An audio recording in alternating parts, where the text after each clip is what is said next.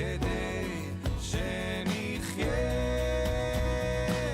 תם ונשלם כוסה החוב, עבדים היינו ועכשיו נכועים, אנחנו לא נמות. Voilà, Genèse, chapitre 28, et à partir du verset 10. Je voudrais lire quelques versets qui vont véritablement être le cœur de notre méditation de cet après-midi. Il est dit ceci. Jacob partit de Beersheba et s'en alla à Charan. Il arriva dans un lieu où il passa la nuit, car le soleil était couché. Il y prit une pierre. Littéralement en hébreu, il prit des pierres. Je ne sais pas pourquoi ça a été traduit comme cela, mais c'est véritablement un pluriel, dont il fit son chevet et il se coucha dans ce lieu-là. Il eut un songe, et voici une échelle était appuyée sur la terre et son sommet touchait au ciel. Et voici les anges de Dieu montaient et descendaient par cette échelle. Et voici l'Éternel se tenait au-dessus d'elle. Et il dit, je suis l'Éternel, le Dieu d'Abraham, ton père, et le Dieu d'Isaac. La terre sur laquelle tu es couché, je la donnerai à toi et à ta postérité. Ta postérité sera comme la poussière de la terre. Tu t'étendras à l'Occident et à l'Orient, au septentrion et au Midi, et toutes les familles de la terre seront bénies en toi et en ta postérité. Voici, je suis avec toi, je te garderai partout où tu iras, et je te ramènerai dans ce pays, car je ne t'abandonnerai point, que je n'ai exécuté ce que je te dis. Jacob s'éveilla de son sommeil, et il dit, certainement, l'Éternel est en ce lieu, et moi je ne le savais pas. Il eut peur, et dit que ce lieu est redoutable, c'est ici la maison de Dieu, c'est ici la porte des cieux. Et Jacob se leva de bon matin. Il prit la pierre, cette fois-ci c'est au singulier. Il prit la pierre dont il avait fait son chevet, il la dressa pour monument et versa de l'huile sur son sommet. Il donna à ce lieu le nom de Bethel. Mais la ville s'appelait auparavant Luz. Jacob fit un vœu en disant, si Dieu est avec moi et me garde pendant ce voyage que je fais, s'il me donne du pain à manger et des habits pour me vêtir, et si je retourne en paix à la maison de mon Père, alors l'Éternel sera mon Dieu. Cette pierre que j'ai dressée pour monument sera la maison de Dieu, et je donnerai la dîme de tout ce que tu me donneras. Amen. Et on va faire une deuxième lecture. Rapidement, c'est quelques versets au chapitre 32. Chapitre 32, et les deux premiers versets. Jacob poursuivit son chemin, et des anges de Dieu le rencontrèrent. En les voyant, Jacob dit, c'est le camp de Dieu, et il donna à ce lieu le nom de Maranaïm. Amen et Amen. Je vous ai lu ces deux passages parce qu'ils sont très intéressants et très importants. Et je voudrais démarrer par un rappel. C'est très loin dans nos études, mais il faut constamment s'en souvenir. Je voudrais revenir sur ce que nous avons vu donc précédemment au sujet de la structure du texte hébreu. Je ne sais pas si vous vous souvenez, mais dans les tout premiers cours qu'on a fait ensemble, je vous ai expliqué que la division de la Bible en chapitres et versets n'est pas d'origine. Elle a été mise en place par des chrétiens aux alentours du XIIe siècle. Et elle s'appuie notamment sur la traduction latine appelée la Vulgate, issue des pères de l'Église. Le texte hébreu tel qu'il a été transmis par Moïse, souvenez-vous de ça, était quant à lui continu. Ces chapitres et versets n'existaient pas. C'était un texte continu, il ne comporte pas de chapitres, mais souvenez-vous, il comporte des sections spécifiques. On appelle ça des thèmes, appelés en hébreu, c'est parshiot, au pluriel, parshia au singulier. En fait, je ne sais pas si vous vous souvenez, il y avait deux petites lettres, soit la lettre P, en hébreu pour ceux qui connaissent, soit la lettre Samer. C'est-à-dire, eh bien, c'est ces lettres qui sont un petit peu plus loin dans le texte qui vont nous signaler quels sont les thèmes et des changements de thèmes dans le texte. Mais il n'y avait ni chapitre, ni verset. Je reviens là-dessus parce que ce que nous venons de lire, eh bien, du chapitre 28, verset 10, jusqu'à Genèse 32, verset 2, en fait, il est important de noter que c'est un thème unique à lui tout seul. Tout ce passage, à partir de l'échelle de Jacob jusqu'à le retour de Jacob après 20 ans d'exil, dans le texte original, ce n'est qu'un seul thème. Et il faut bien l'avoir en tête pour comprendre ce que nous allons lire et étudier cet après-midi. Alors on ne pourra pas tout voir parce que, vous l'avez remarqué, c'est assez conséquent. Chapitre 28, 29, 30, 31 et puis le début de 32. Donc on va particulièrement s'arrêter sur l'histoire de l'échelle et essayer ensemble de voir que cela comporte. Mais souvenez-vous que les deux lectures qu'on vient de faire englobent à lui seul un seul thème. C'est-à-dire qu'il ne parle que d'une même chose. Et c'est ce que nous allons essayer de voir cet après-midi. Vous me suivez ou pas ? Oui, vous vous souvenez un peu, peut-être pas, c'est pas grave. Vous reprenez les PDF des 2 premiers cours. Nous avons lu ceci. Jacob partit de Beersheba, il s'en alla à Charan. Il arriva dans un lieu où il passa la nuit, car le soleil était couché. Il prit une pierre, mais je vous ai dit dans le texte original, c'est des pierres dont il fit son chevet, et il se coucha dans ce lieu-là. Pour souvenir, Jacob, c'est sous les conseils de sa mère qu'il va fuir. Elle entend parler Ésaü. Elle entend qu'Ésaü, son frère, a décidé de le tuer. Quand les jours de mon père seront venus, c'est-à-dire quand Isaac sera mort, il va dire « Je tuerai mon frère Jacob ». Elle va entendre cela et elle va lui dire « Écoute, il faut que tu ailles chez mon frère, à Charan. Il faut que tu fuis là-bas. Il faut que tu ailles chercher une épouse et puis ensuite, je te dirai quand tu pourras revenir. » Et c'est très intéressant parce que, Jacob doit faire comme un retour en arrière. Charan, c'est là où Ur en Chaldée était Abraham. Il a été jusqu'à Charan et de Charan, il est revenu dans le pays de Canaan. Il est venu dans le pays de Canaan. Vous vous souvenez de cela ? Et ce qui est intéressant, c'est que Jacob, qui lui voulait la bénédiction, qui lui a usurpé la bénédiction, a fait ce qu'il fallait pour l'obtenir, va maintenant à son tour devoir fuir, et comme une marche arrière. Et ce qui est très intéressant, et nous le verrons peut-être, là le texte nous dit « le soleil était couché ». Et c'est quand il va lutter avec l'homme, il est dit que le soleil va se lever. Il y a eu un moment d'obscurité dans la vie de Jacob. Il doit fuir, il doit symboliser par le soleil qui se couche. Il part en exil. Jacob connaissait la mission de son grand-père et surtout la vision messianique. Il avait réussi à acheter le droit d'aînesse à son frère Ésaü et il avait usé d'un stratagème pour récupérer la bénédiction. Mais le voilà en train de fuir le pays de la promesse. Et c'est Ésaü, au contraire, qui lui va rester dans la terre promise. En fuite et épuisé, Jacob va arriver à ce lieu. Il va poser sa tête sur la pierre qui va devenir la pierre de fondation de la maison de Dieu, c'est-à-dire Bethel.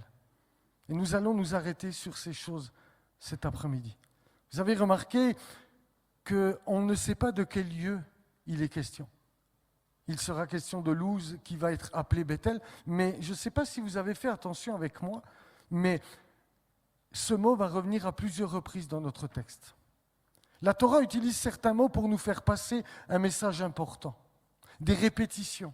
Un mot peut apparaître à plusieurs reprises et à quelques versets d'intervalle. La répétition doit attirer notre attention sur un mot-clé qui s'accompagne souvent d'un important concept prophétique. Et c'est le cas dans notre texte. Vous avez vu, je le relis avec vous, je vais prendre le temps quand même cet après-midi. Le mot lieu en hébreu, c'est marqué, c'est makom. Makom, c'est le lieu où l'on se tient. Et ce mot revient au verset 11, 16, 17, 19. Il est dit, je relis les versets, il arriva dans un lieu où il passa la nuit, le soleil était couché. Et il est dit à la fin, il se coucha dans ce lieu-là.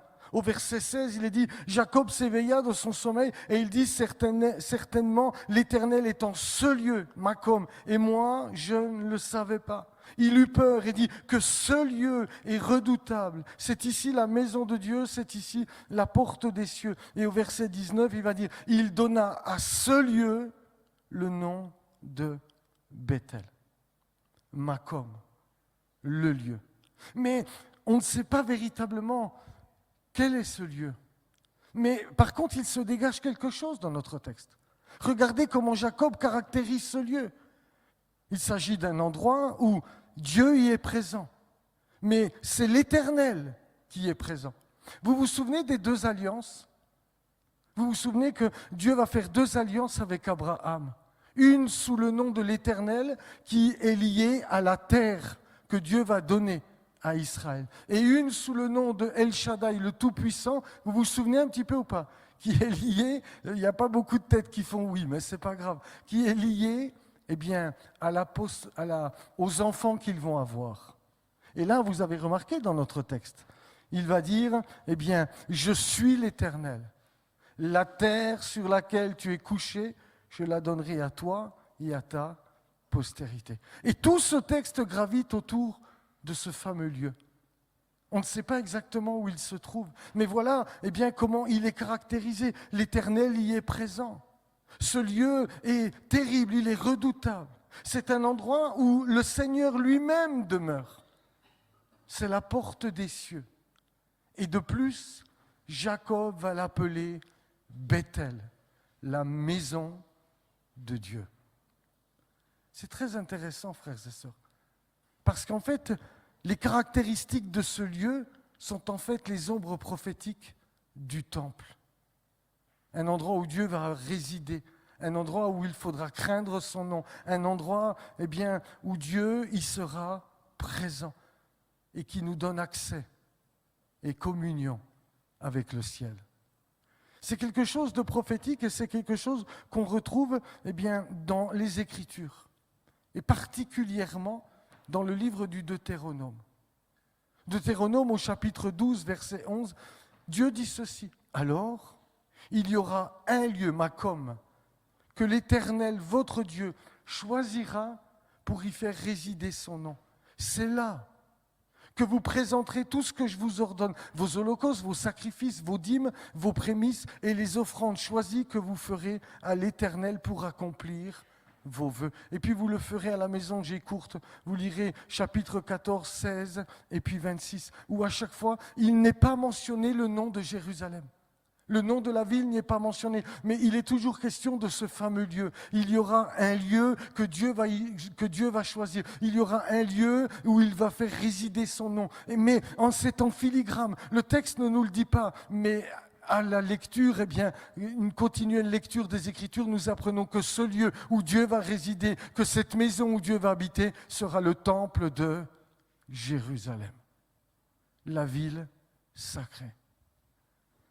C'est quelque chose de très important parce que vous allez comprendre à la fin de l'histoire pourquoi je vous dis tout cela.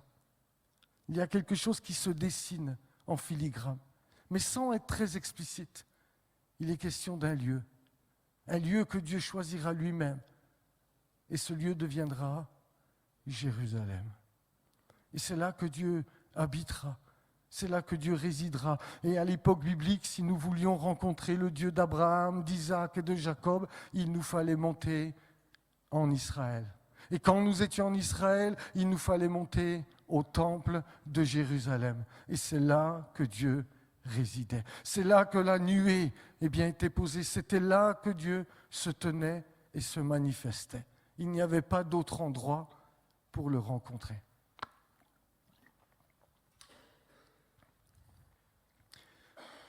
Et l'histoire que nous avons lue continue comme ceci.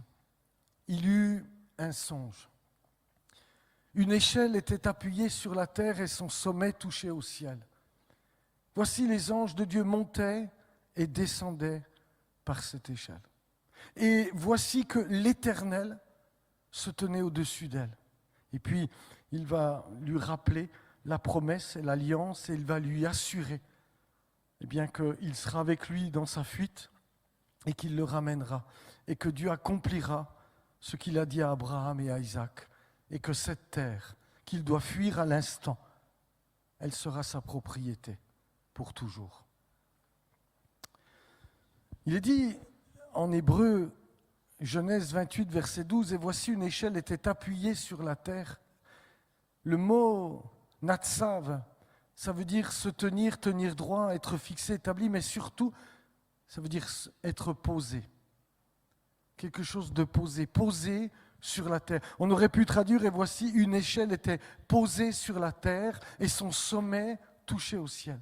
Elle ne s'élève pas de la terre aux cieux, mais elle descend des cieux vers la terre. C'est donc Dieu lui-même qui assure à Jacob sa présence, qui s'engage auprès de ce fugitif. Le Dieu qui parlait au grand-père de Jacob et à son père Isaac s'adresse maintenant directement à lui. Il renouvelle l'alliance, il renouvelle ce que Dieu a promis à son grand-père et à son père. Il renouvelle l'alliance sous le nom de l'Éternel. Je te donnerai cette terre, elle sera tienne. Alors, je pense que Dieu l'a fait pour rassurer d'abord Jacob, il devait fuir. Et qu'est-ce que va devenir la promesse? Mettez-vous à la place après tout ce que vient de faire Jacob.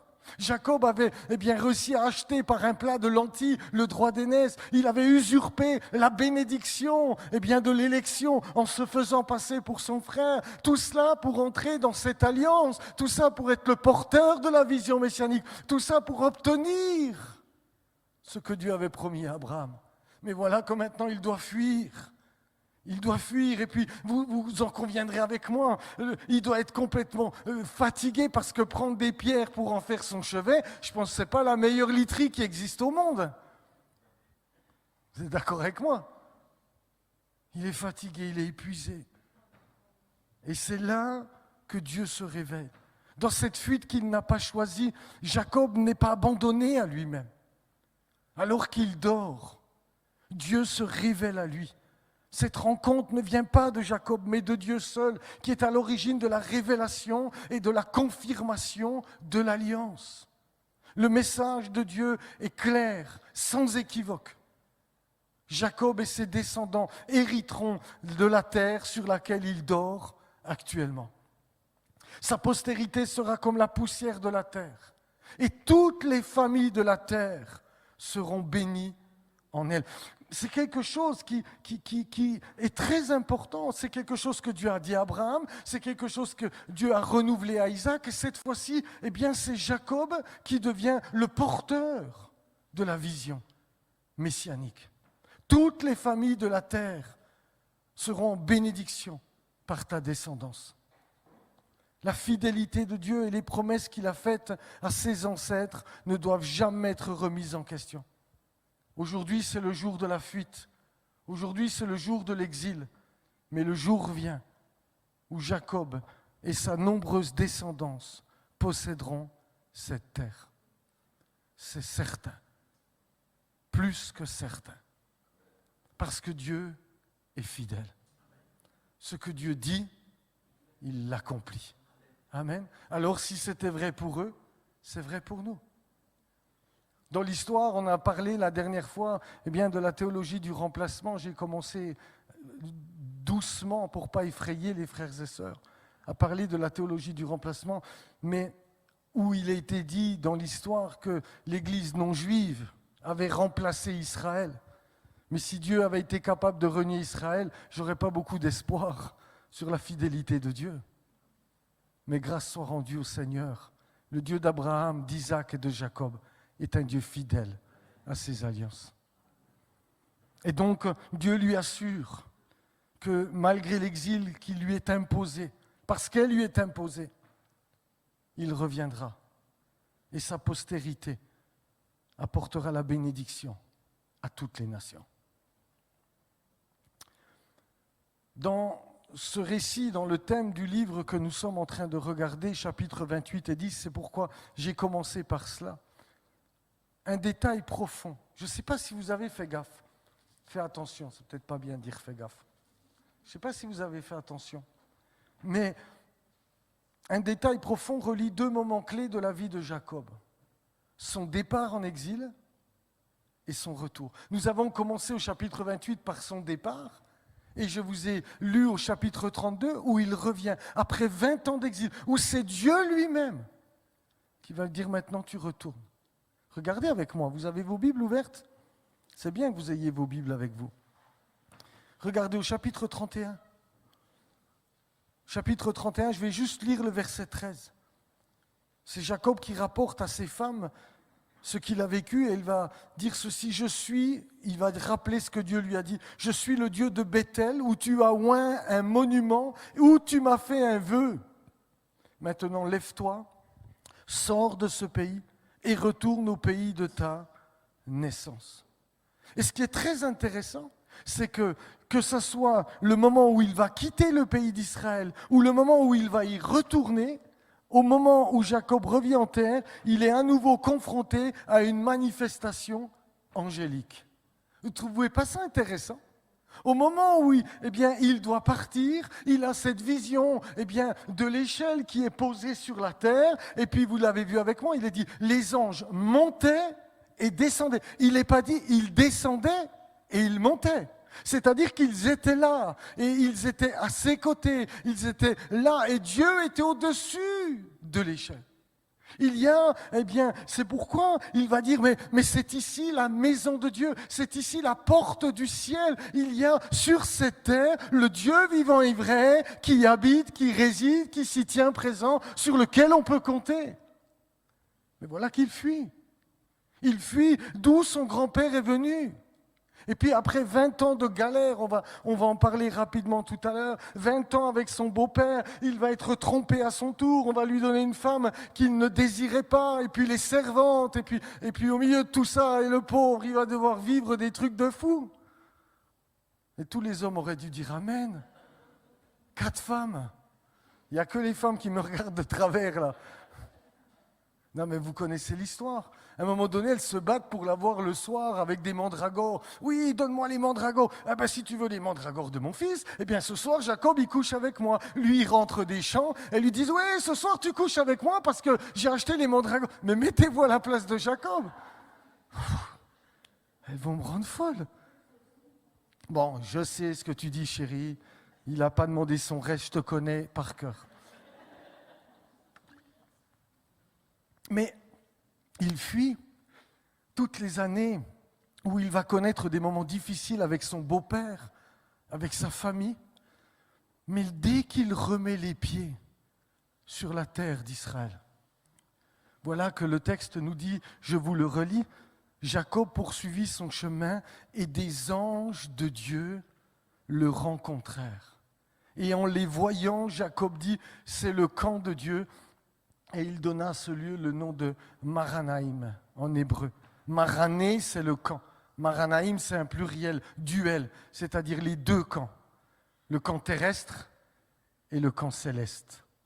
Mais ce qui est très intéressant, et j'attire votre attention, c'est que la terre d'Israël apparaît comme un lieu particulier, où le ciel et la terre se touchent, où la révélation semble plus manifeste qu'ailleurs.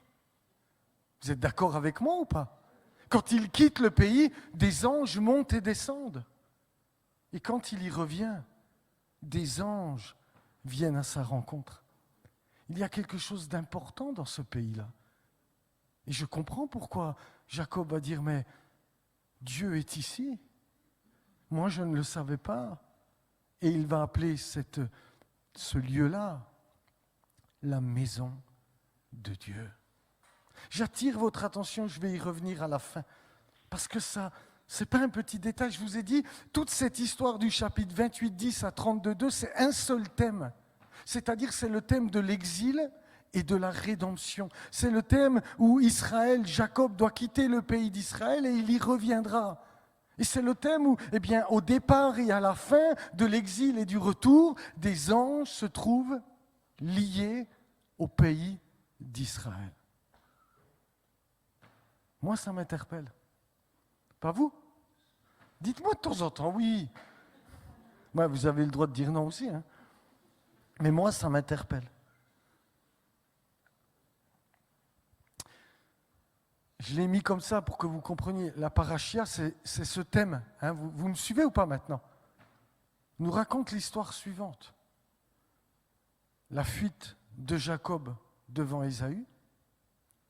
Ensuite, il y aura la naissance des enfants avec ses 2 épouses, et j'aurais pu mettre ses 2 servantes. Il y aura un séjour chez son oncle Laban, qui est un homme dominateur et oppresseur, qui va lui aussi le tromper et être dur avec Jacob. Et puis, il y aura la fuite de chez Laban avec son retour à Canaan. C'est très intéressant et je voudrais prendre quelques instants pour... Le but, vous savez, je vous l'ai déjà dit, c'est pas qu'on ait la tête remplie, c'est qu'on prenne une habitude de lire la Bible avec un regard hébraïque, comme nous aurions toujours dû la lire. Et je vous disais que ces thèmes, parce que sinon vous n'allez peut-être pas me comprendre, ces thèmes qui sont dans la Bible doivent être lus parfois ensemble et en parallèle. Et un thème en éclaire un autre. Vous vous souvenez, le tout premier message que nous avons vu, c'était sur les ténèbres et la lumière du premier jour. Et je vous disais qu'il y a une thématique qui revient, c'est que la mer représente la puissance des ténèbres. Et cette mer ensuite va se décliner. Israël est amené devant la mer des Joncs, Dieu frappe la mer des Joncs pour laisser passer son peuple. Ensuite, nous avons été jusque dans le Nouveau Testament, où il est question de Jésus qui marche sur la mer, qui dit à la mer tais-toi, et jusqu'à ce livre de l'Apocalypse, où la bête, elle sort de la mer, où il est dit qu'il y aura de nouveaux cieux, une nouvelle terre, et la mer ne sera plus. C'est une thématique qui revient tout au long des Écritures. Et c'est à nous de prendre cette habitude de chercher les thèmes. Et là, regardez, Genèse, chapitre 29, verset 20. On va le lire ensemble. Je vais prendre quelques instants pour que vous me compreniez bien. Genèse, chapitre 29 et verset 20. Il est dit, « Ainsi Jacob servit 7 années pour Rachel, et elles furent à ses yeux comme quelques jours parce qu'il l'aimait. » Jacob va travailler pour Laban, et il travaillera encore 14 ans, et ensuite jusqu'à 20 ans. Tout comme le peuple d'Israël travailla pour le Pharaon. Soyons habiles, dira Pharaon. Mettons sur eux des chefs de corvée. Dans l'exil, ils ont dû travailler pour un maître. Au chapitre 31, verset 12 de notre livre de la Genèse, il est dit, c'est Dieu qui parle, « Lève les yeux et regarde, tous les boucs qui couvrent les brebis sont rayés, tachetés et marqués, car j'ai vu tout ce que te fait Laban. » Dieu dit à Jacob, « J'ai vu ce que tu as souffert. » Vous vous souvenez ce que Dieu va dire à Moïse quand le peuple est en Égypte? « J'ai vu ta souffrance. » Vous commencez à comprendre où je veux vous amener. Il y a un parallèle et une thématique dans l'exil. Je continue. À Padam-Aram, la famille de Jacob va se multiplier grandement. Il va y avoir une telle prospérité. Regardez au chapitre 30 et au verset 43, il est dit ceci. Cet homme devint de plus en plus riche. Il eut du menu bétail en abondance, des servantes, des serviteurs, des chameaux et des ânes. Et il est dit qu'ensuite Jacob va entendre les propos des fils de Laban. Et il va voir que Laban ne le regarde plus d'un bon œil. C'est exactement ce qui s'est passé en Exode. Le peuple a commencé à se multiplier. Et lorsque Pharaon a vu cela, il s'est dit, si on les laisse tranquilles et qu'ils se retournent contre nous avec les ennemis, on est cuit. Donc on va les asservir. Eh bien, de la même manière, comme Israël va s'accroître abondamment en Égypte, c'est dans l'exil que Jacob a eu sa croissance. Jacob va devoir fuir sans prévenir Laban. Vous connaissez l'histoire. Chapitre 31-21, je ne vais pas tous les lire, mais vous les relirez à la maison. Tout comme le peuple d'Israël, eh bien, Exode 14, il est dit, il fuit. Et puis, 3 jours après, on va venir rapporter à Laban que Jacob a fui, tout comme on va rapporter à Israël, à Pharaon, qu'Israël a fui. Et les deux vont se mettre à la poursuite. Laban va poursuivre Jacob, tout comme Pharaon va poursuivre Israël. Vous me suivez toujours ou pas? Parce que ça, c'est une thématique. C'est une thématique de l'exil. C'est une thématique qui revient. Ce que Jacob a vécu, Israël le vivra un petit peu plus loin. Et puis, c'est ce qu'Israël va vivre dans toute son histoire. Nous découvrons des parallèles étonnants entre notre récit et l'histoire de l'Exode avec l'analyse thématique. De toute évidence, la Torah utilise l'histoire de l'exil de Jacob pour nous apprendre qu'un jour, Israël sera exilé et fera, l'expérience du joug égyptien. Parce que c'est un thème qui revient, le thème de l'exil et du retour, le thème de la fuite et de la rédemption.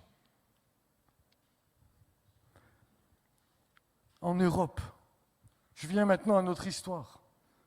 Le peuple juif était fécond et prospère. Vous avez déjà fait, non, je ne pense pas pour ceux qui n'ont jamais été en Israël, mais pour ceux qui l'ont été, est-ce que tu as déjà fait le Yad Vashem, le mémorial de la Shoah, en Israël, à Jérusalem? Bien, en fait, c'est un bâtiment qui ressemble à une, comment qu'on dit? Un truc pointu, là. Ouais, mais une longue pyramide, quoi. Et dedans, c'est en serpentin. Et ça commence avec la propagande hitlérienne, et ça finit par le camp d'Auschwitz. Mais ce qui est très surprenant quand on démarre, c'est qu'on se rend compte que ce qui a été difficile pour les Juifs pour fuir, parce que les bruits se faisaient entendre, qu'il y aurait peut-être des chambres à gaz. Les premiers n'y croyaient pas, mais le musée t'apprend qu'en fait, ils étaient tellement bien installés en Allemagne, ils étaient tellement prospères, que de tout quitter, c'était difficile. Ils étaient prospères. Là, en Allemagne, les Juifs ont souffert sous un pharaon moderne nommé Hitler.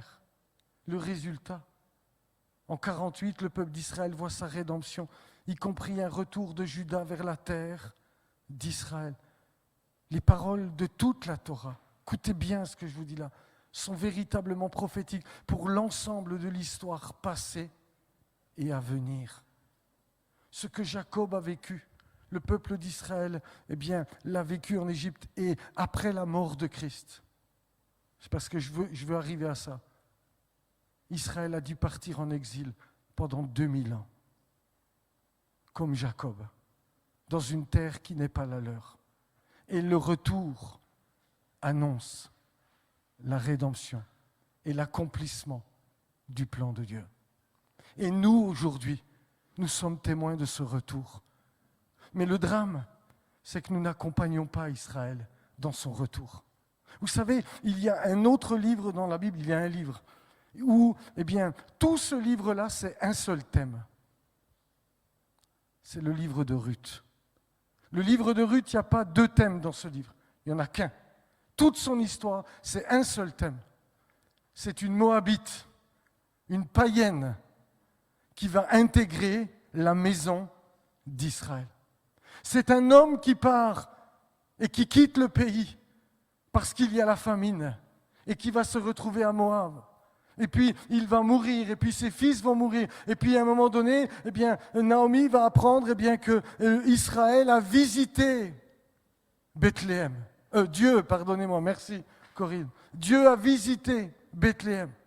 Et elle va prendre la décision de retourner sur sa terre. Parce que Dieu les a visités. Et voilà qu'une femme étrangère, Ruth, une Moabite, va prendre la décision de partir avec elle. Mais il y en avait une deuxième qui s'appelle Orpa. Et elle, il est dit, elle va retourner à ses dieux. Elle ne va pas accepter. Mais le texte est très intéressant, vous le relirez à la maison. Il est dit, elles revinrent ensemble à Bethléem. Et je crois que cette histoire est prophétique de ce que l'Église aurait dû vivre. Quand l'Église a vu en 48 que Dieu leur redonnait la terre après 2000 ans d'exil, elle aurait dû ouvrir grand les oreilles. Si elle avait connu les thèmes que la Torah nous donne, elle aurait saisi que c'était le temps de revenir avec eux dans la maison de Dieu. Parce qu'il va y avoir une rédemption définitive et totale qui vient.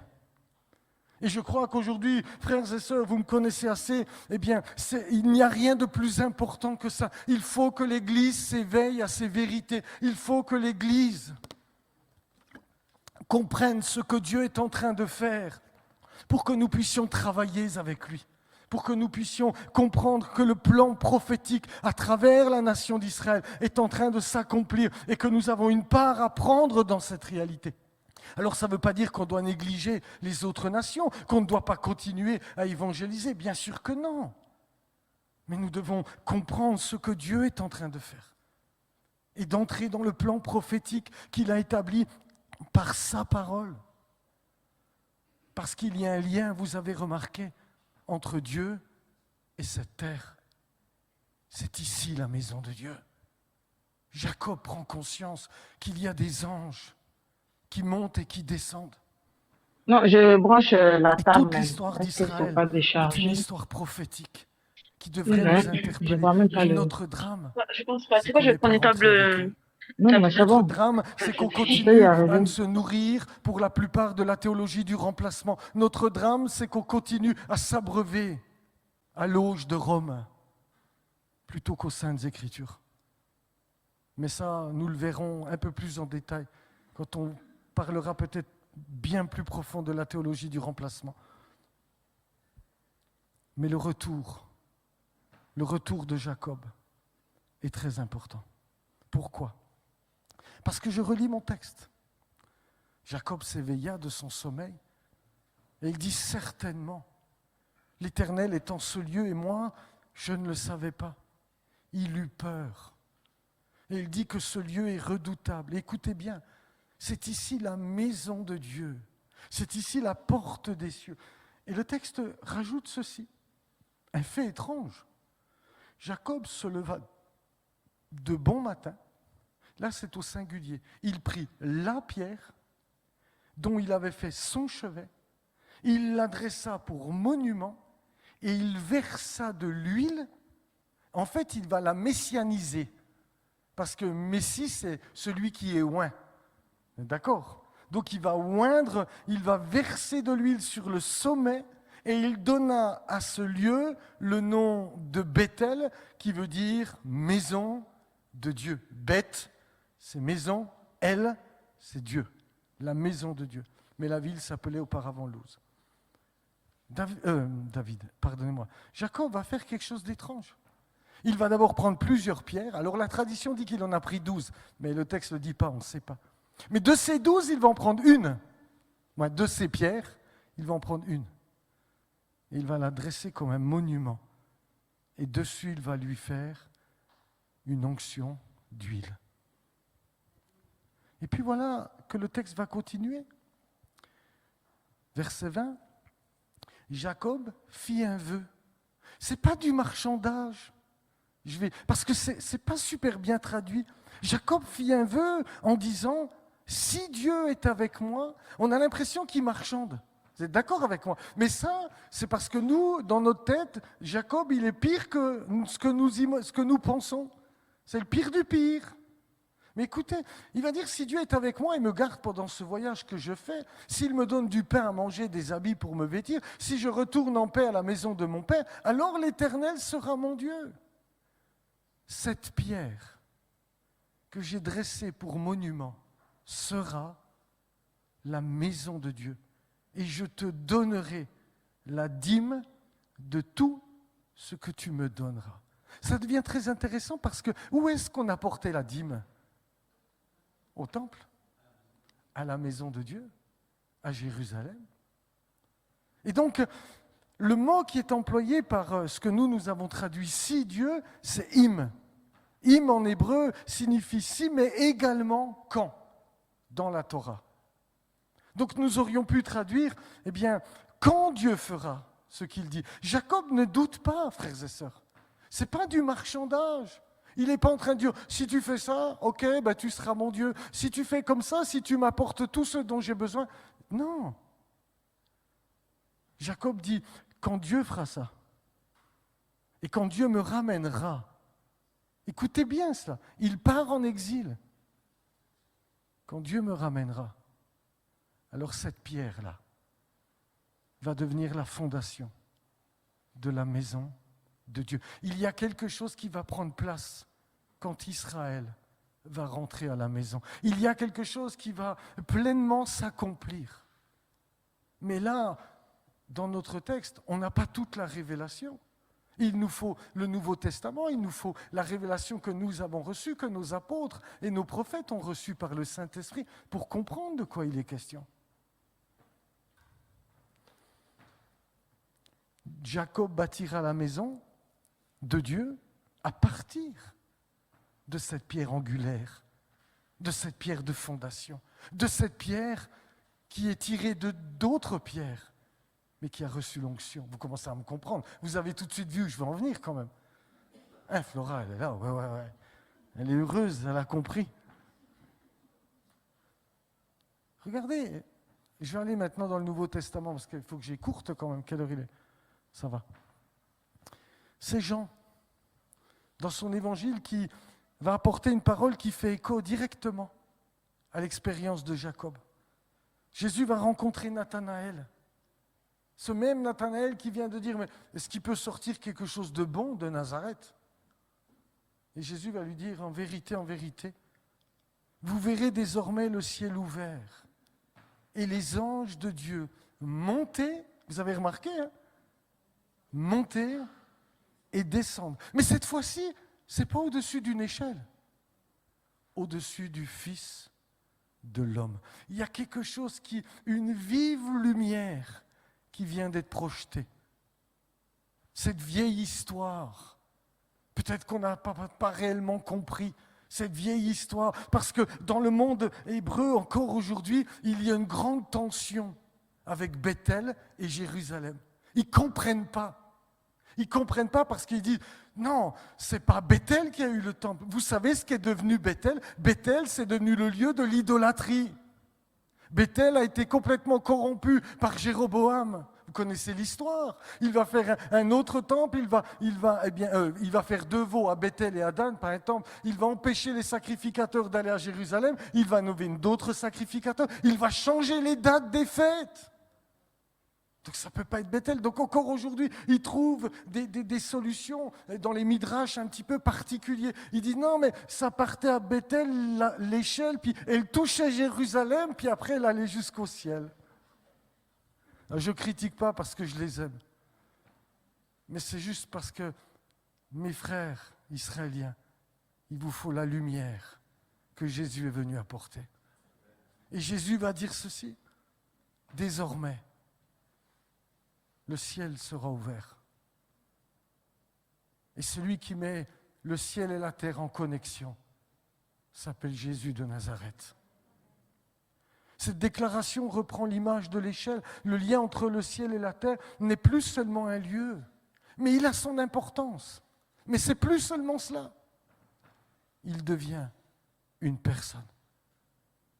Ainsi, la terre d'Israël a été le cadre de la révélation. C'est au milieu de ce pays et c'est au milieu de cette terre que tout va se terminer. C'est à Jérusalem que tout se terminera. Les nations peuvent s'énerver, les antisémites peuvent s'exciter. C'est à Jérusalem qu'il posera ses pieds sur le mont des Oliviers. C'est là qu'il régnera. C'est de là que la bénédiction sera à son comble pour toutes les nations de la terre. La terre d'Israël a été le cadre de la révélation, mais le Messie est le centre de l'accomplissement de tout le plan de Dieu. Et si j'avais continué au chapitre 2 de l'évangile de Jean, il va dire, mais détruisez ce temple et en 3 jours, je le reconstruirai. Ah, mais qu'est-ce que tu racontes ? Il a fallu 46 ans, c'est 46 Samir, hein, parce que la dernière fois je m'étais trompé, il m'a allumé, c'est 46. Il a fallu 46 ans et toi tu dis en 3 jours. Il ne comprenait pas qu'il parlait du temple, c'est-à-dire de son corps. Mais les disciples ont compris quand il est ressuscité d'entre les morts. Et puis, au chapitre 5, j'aurais pu continuer ainsi avec l'évangile de Jean. Il va rencontrer une Samaritaine. Oh, vous vous dites que c'est à Jérusalem. Et puis eux, ils disent que c'est sur le mont Garizim qu'il faut adorer. Et Jésus dit, mais l'heure est venue, elle est déjà là. Ce ne sera ni à Jérusalem, ni ailleurs. Parce que Dieu est esprit. Et ce que Dieu veut, ce sont des adorateurs en esprit et en vérité. Jean apporte une vive lumière sur toutes ces grandes vérités de l'échelle, du temple et de l'adoration qui est due au Seigneur dans sa maison. Nous pouvons maintenant établir une comparaison prophétique entre le vœu de Jacob, la révélation, j'aurais dû mettre, l'onction de la pierre et la construction de la maison de Dieu. Avec les paroles de Jésus en Matthieu 16. Il va prendre ses disciples, ils vont monter à Césarée de Philippe, c'est-à-dire au pied de la montagne de l'Hermone. Qui dites-vous que je suis ? Moi, que disent les gens ? Tu es Élie, vous connaissez Jérémie, etc., un prophète. Mais vous dites quoi ? Et notre bon Simon-Pierre va dire tu es le Christ. Je crois que je l'ai écrit, non ? Ouais. Non, il va dire tu es le Christ, le Fils du Dieu vivant. Et Jésus, reprenant la parole, lui dit tu es heureux, Simon, fils de Jonas, car ce ne sont pas la chair et le sang qui t'ont révélé cela. C'est mon Père qui est dans les cieux. Et moi, je te dis que tu es Pierre, en grec, Petra. Et sur ce Pétros, c'est-à-dire sur ce roc, eh bien, je bâtirai mon Église. Et les portes du séjour des morts ne prévaudront point contre elle. Il va, projeter une lumière sur la manière dont Dieu va bâtir sa maison dans l'histoire, sur une révélation de qui est le Messie, sur une révélation de qui est Jésus. C'est sur cette base-là, que Dieu, construit sa maison. Une révélation de qui est le Messie d'Israël, de celui qui est sorti des enfants d'Israël, de celui qui est né à Bethléem, de celui qui a habité Nazareth et puis Capernaum, de celui qui était au milieu d'eux, de celui qui n'avait pas de l'éclat ni rien pour attirer nos regards, mais qui en vérité était le Fils de Dieu, la pierre angulaire sur qui tout l'édifice sera construit. Et tous ceux qui le confesseront et tous ceux qui mettront leur confiance en lui vont être intégrés à cette maison. Regardez ce que Pierre dit. 1 Pierre 2, 4 à 7. Approchez-vous de lui, pierre vivante, rejetée par les hommes, mais choisie et précieuse. C'est elle qui est témoin devant Dieu. Et vous-même, comme des pierres vivantes, édifiez-vous pour former une maison spirituelle, un saint sacerdoce, afin d'offrir des victimes spirituelles agréables à Dieu par Jésus-Christ. Car il est dit dans l'Écriture, voici, je mets en Sion une pierre angulaire, choisie, précieuse. Et celui qui croit en elle ne sera point confus. L'honneur est donc pour vous qui croyez, mais pour les incrédules. La pierre qu'ont rejetée ceux qui bâtissaient est devenue la principale de l'angle, et une pierre d'achoppement et un rocher de scandale. Pierre, après avoir reçu cette compréhension de Jésus, va développer ce thème en disant, mais vous comprenez, c'est lui la pierre angulaire. C'est de lui que tout l'édifice est construit. C'est de cette manière-là que Dieu bâtit sa maison. C'est-à-dire pour tous les Juifs qui ont compris qui était le Messie. Mais c'est aussi pour tous les non-Juifs qui ont aussi compris, mais qui ont été intégrés à la maison d'Israël. Et il faut bien comprendre cela, parce que Fred il va dire c'est mon thème préféré, mais c'est vrai. Regardez ce que Paul va dire en Éphésiens au chapitre 2. Toute ma doctrine, je la tire et je la puise de ce passage-là. Toute ma théologie elle est basée là-dessus. C'est pourquoi vous, Niçois et Niçoises, autrefois des grands païens dans la chair, appelés incirconcis, par ceux qu'on appelle circoncis qui le sont en la chair par la main de l'homme.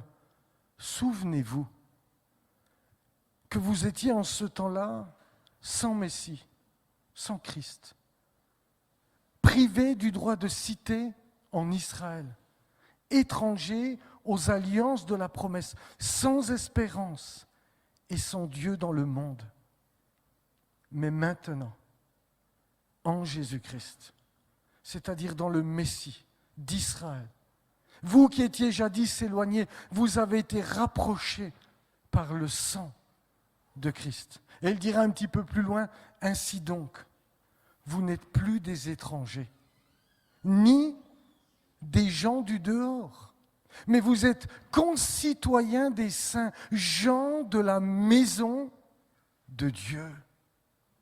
Vous avez été édifiés sur le fondement des apôtres et des prophètes, Jésus-Christ lui-même étant la pierre angulaire. En lui, tout l'édifice, bien coordonné, s'élève pour être un temple saint dans le Seigneur. En lui, vous êtes aussi édifiés pour être une habitation de Dieu en esprit. Voilà le plan de Dieu. Voilà ce que Dieu projetait à travers Jacob. Voilà ce que Dieu désirait. Mais ce plan ne pouvait s'accomplir qu'après, toutes des phases d'exil. Et le dernier exil, depuis que, vous vous souvenez quand nous avons regardé, quand Jacob va tromper Isaac. Je vous ai dit qu'en fait, dans l'hébreu, il est dit, il a reniflé l'odeur de la trahison. Vous vous souvenez ou pas ? Il a reniflé l'odeur, ça symbolisait tout le repas, celui qui a été trahi par Judas. Mais à la suite de ce rejet, à la suite du rejet du Messie, de sa crucifixion, Israël a dû partir en exil. Comme Jacob a dû fuir loin pendant 2000 ans. Mais pendant ces 2000 ans, Dieu, avec 2 épouses, a fait des fils à Jacob. Il a fait des enfants, et puis il s'est passé quelque chose, et puis voilà que, après 2000 ans d'exil, Israël retourne dans sa terre, mais après, de ces 2000 ans, il y a des croyants juifs et des croyants non juifs de par toutes les extrémités de la terre. C'est le temps du retour. C'est le temps, frères et sœurs, où Dieu va pleinement accomplir son plan. C'est le temps où nous devons comprendre, nous ne devons pas être étrangers en Sion, parce que nous ne sommes plus des gens du dehors maintenant. Nous sommes concitoyens des saints, gens de la maison de Dieu. Nous avons été greffés à l'olivier franc. Nous faisons partie de cette histoire-là. Et nous devons bien l'intégrer pour comprendre ce que Dieu est en train de faire aujourd'hui. Parce que son plan, ce n'était pas un simple temple à Jérusalem. Son plan, c'est que tous, juifs et non-juifs, unis dans le Messie, nous soyons une habitation de Dieu en esprit. Nous sommes la maison de Dieu, où Dieu veut résider. Mais cette maison ne peut avoir d'autre centre de gravité que Jérusalem. Parce que c'est de Jérusalem que le Messie va régner. C'est avec lui que nous régnerons. C'est lié à la terre d'Israël. Vous me suivez ou pas ? Nous devons comprendre ce qui est en train de se jouer. Nous devons intégrer le plan prophétique de Dieu. Nous devons lui donner la main d'association. Nous devons, ici à Micra, je vais vous le dire, mon rêve, c'est que l'église de Nice-Cimier, elle soit connectée avec les églises de Jérusalem. C'est que nous ayons des partenariats, c'est que nous les aidions, c'est que nous travaillons à l'évangélisation en Terre Sainte, parce que je crois que c'est le plan de Dieu pour cette génération-là.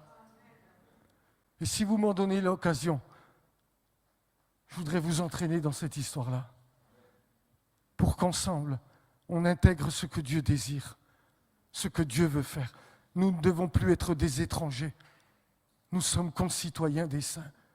Ce sont nos frères et Dieu a un plan pour chacun d'entre nous. Et nous devons le comprendre et nous devons le saisir parce que je crois que c'est le temps de Dieu. C'est le temps où il rebâtit Sion. C'est le temps où le Messie revient. C'est le temps où bientôt, il va venir sur les nuées du ciel et il posera ses pieds sur le mont des Oliviers et nous régnerons avec lui, frères et sœurs. Mais ça ne se fera pas sans Israël.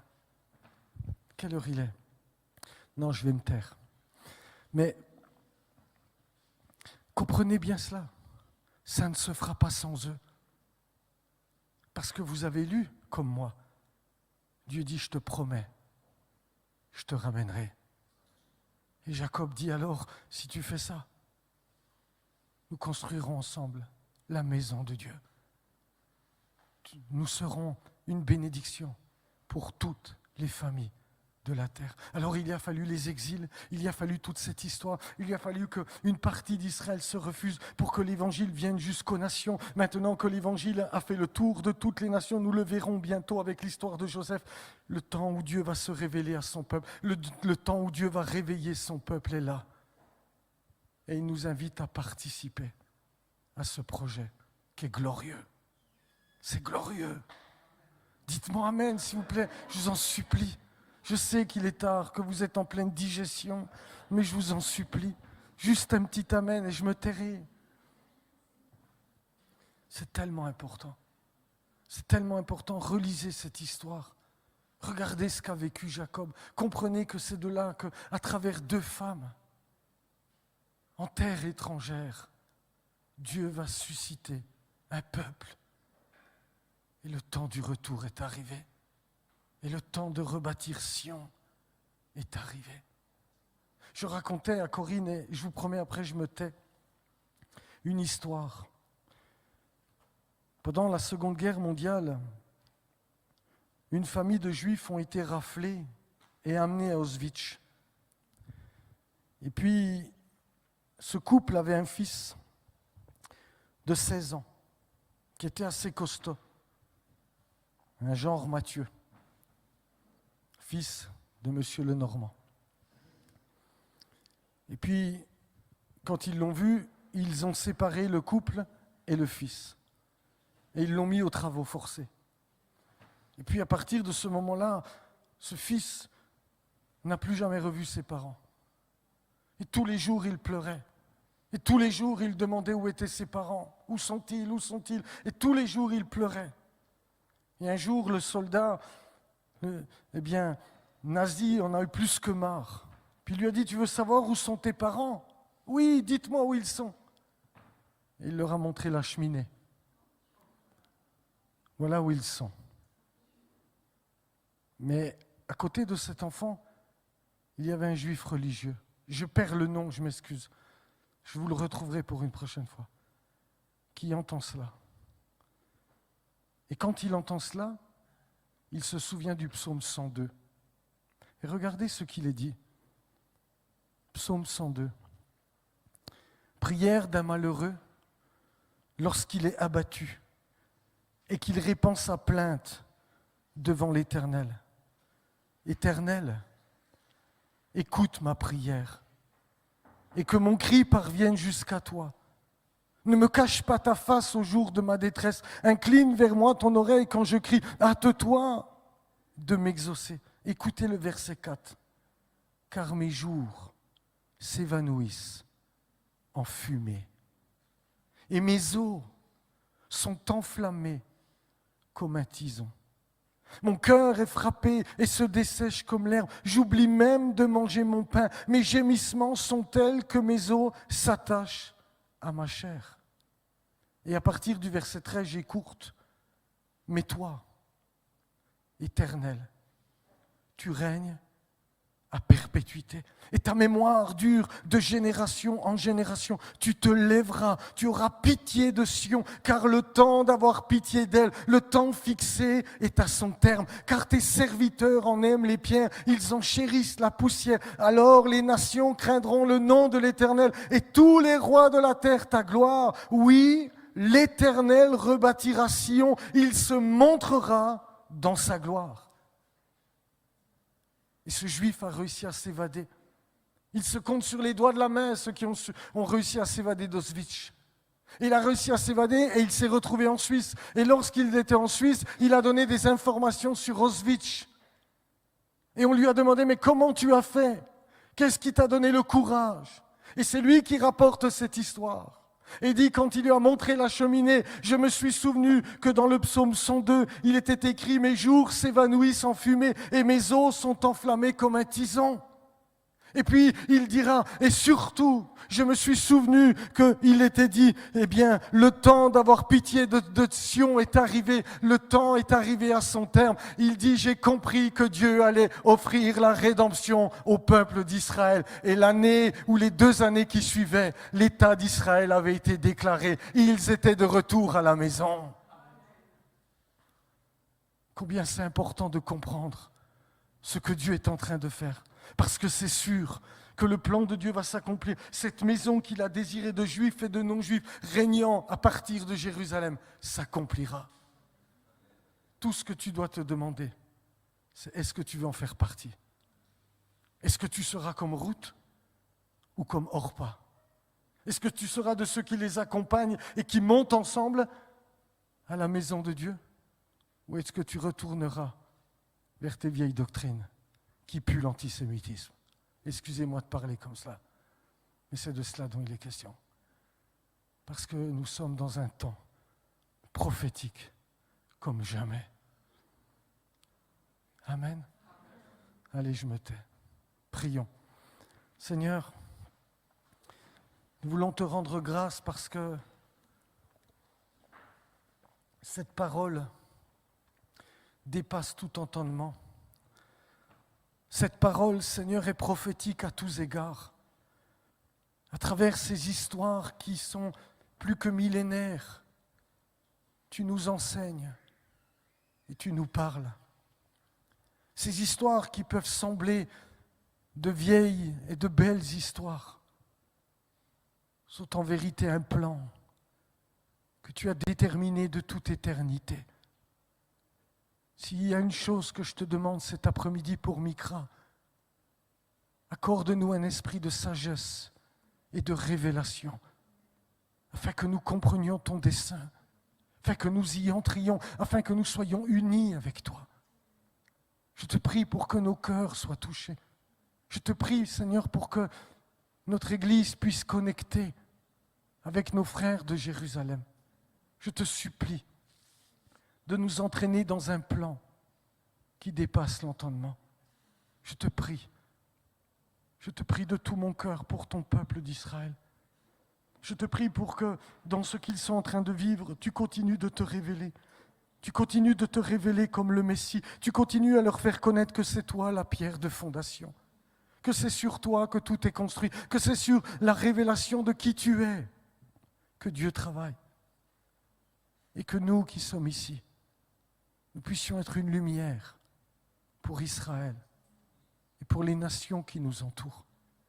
Que ton plan s'accomplisse, que ta volonté soit faite, que ton règne vienne, que tu nous délivres du malin, que tu règnes depuis Jérusalem et que ton dessein s'accomplisse parfaitement et définitivement.